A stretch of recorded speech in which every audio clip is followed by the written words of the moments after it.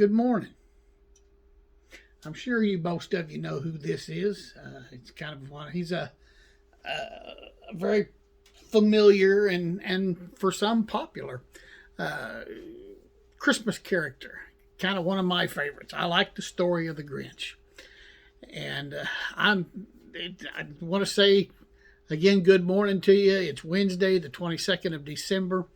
I hope you're safe and well and blessed this morning.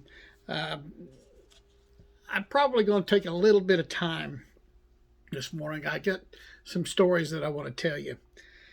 First one coming from Matthew chapter 2, beginning with verse 13. When they had gone, an angel of the Lord appeared to Joseph in a dream. Get up, he said, take the child and his mother and escape to Egypt. Stay there until I tell you, for Herod is going to search for the child to kill him.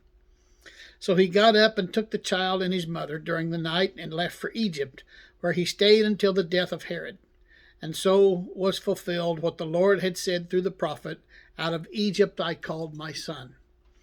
When Herod realized that he had been outwitted by the Magi, he was furious, and he gave orders to kill all the boys in Bethlehem and its vicinity who were 2 years old and under, in accordance with the time he had learned from the Magi. Then what was said through the prophet Jeremiah was fulfilled, a voice heard in Ramah, weeping and great mourning, Rachel weeping for her children, and refused to be comforted, because they are no more. This is the word of the Lord. Thanks be to God. Well, Herod's kind of a Grinch of Christmas, and I want to tell you a story this morning that another pastor has told. He was in a Baptist church in Indiana. He said he decided he was going to have this Christmas Eve communion service, their first one ever. And he said, or his first one ever. He said, I wanted it to be perfect. It was, and it almost was.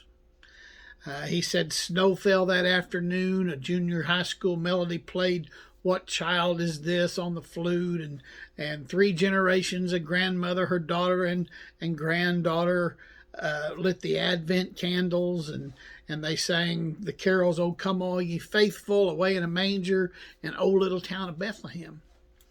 We read the story, Mary, Joseph, the baby in the manger, and he said, I remember thinking that this was, if there was ever a Hallmark Christmas Eve service, this was it.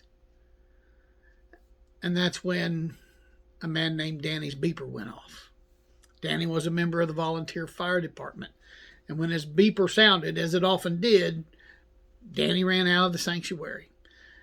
He said, we had gotten used to it, but it was still a little disconcerting, especially on Christmas Eve.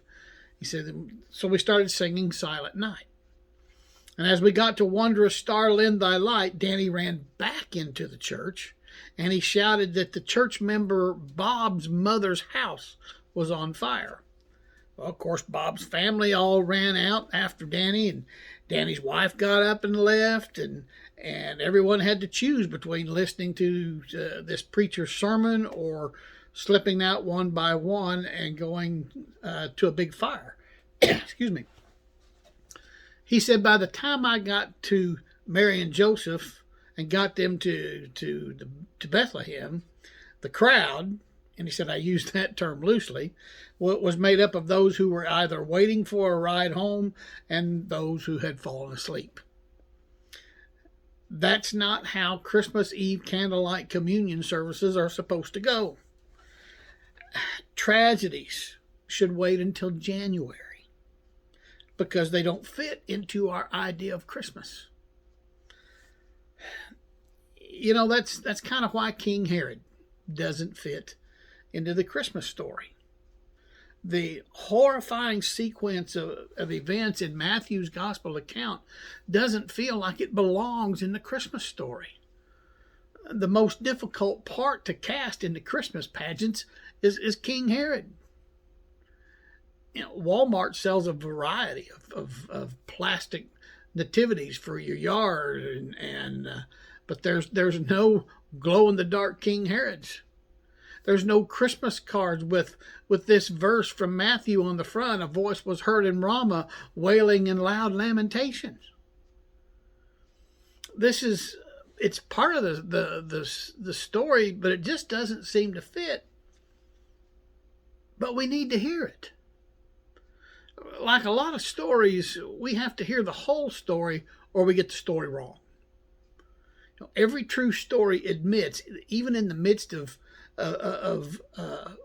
blinking and flickering candles and darkness threatens the light. Ignoring the darkness is ignoring reality. We try to leave King Herod out of the Christmas story because we think we're supposed to keep the hardships of the real world away from Christmas. Matthew says that Christmas came in the days of King Herod. And King Herod he's a lot like Joseph Stalin. He executed his favorite wife, his brother-in-law, and 3 of his sons because he thought they wanted his throne.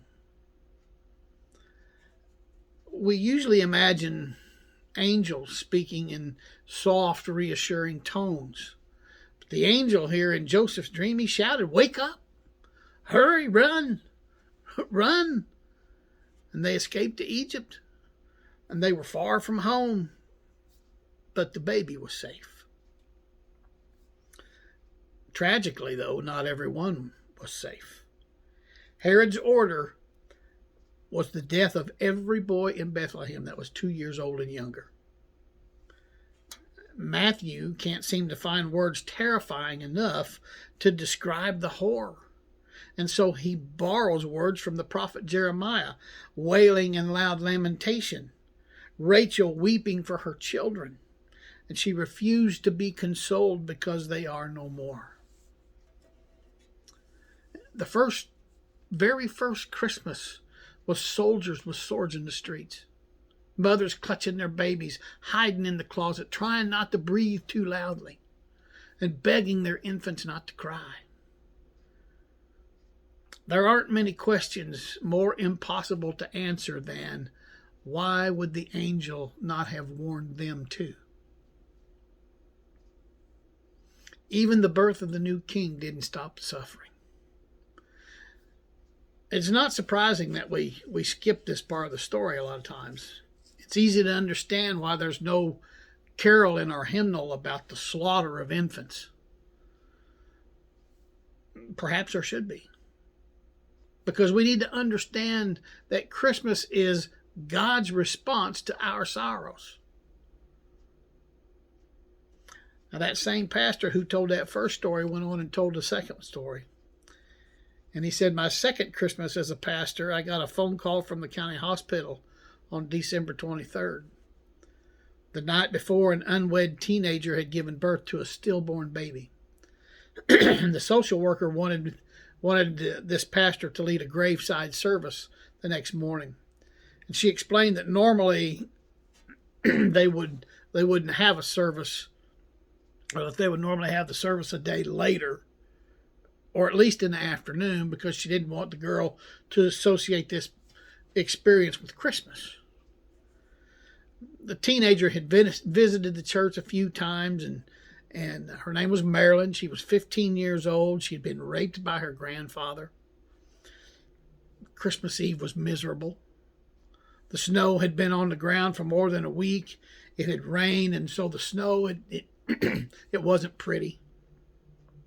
The temperature was in the 20s. It was threatening to rain again, and Marilyn's older sister brought her straight from the hospital. Their parents didn't come. They blamed Marilyn for what had happened. Pastor said there was 6 of us there. Marilyn, her sister, the funeral director, 2 women from our church, and him. I knew what I'd been told. We don't want her to associate this experience with Christmas. He said, I kept thinking about the story that Matthew tells, that Christmas is mothers crying because their children have died, wailing in loud lamentations, refusing to be consoled because they're no more. Let me tell you something today, my friends. If we have to stand at a graveside on Christmas Eve, we need to remember the hope that comes with Christmas. The part of this story that we refuse, that we're used to leaving out, the sadness, the suffering, the death, it's important. It's the hardest part, or the hard part that explains why the child in the manger is a holy child. When we remember the story, we need to remember the whole story. God comes to the worst places. He comes to the most painful circumstances to share in our suffering, to care for us in the midst of tragedy. Christ has come to bear our sorrows. We have not been left alone.